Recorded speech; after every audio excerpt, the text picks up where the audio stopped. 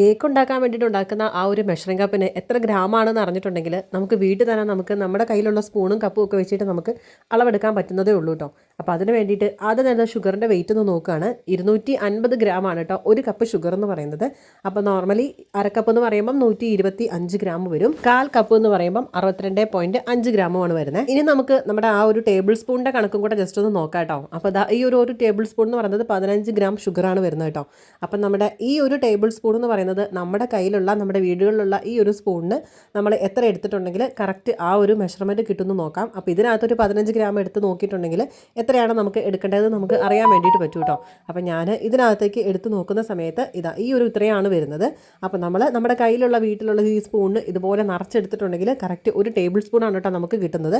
അപ്പോൾ ഈ ഒരു ടേബിൾ സ്പൂണിന് 4 സ്പൂൺ എടുത്തിട്ടുണ്ടെങ്കിൽ നമുക്ക് 1/4 കപ്പും, 8 ടേബിൾ സ്പൂൺ എടുത്താൽ അര കപ്പും, 12 എടുത്തിട്ടുണ്ടെങ്കിൽ 3/4, 16 ആണെങ്കിൽ ഒരു കപ്പും കിട്ടും കേട്ടോ.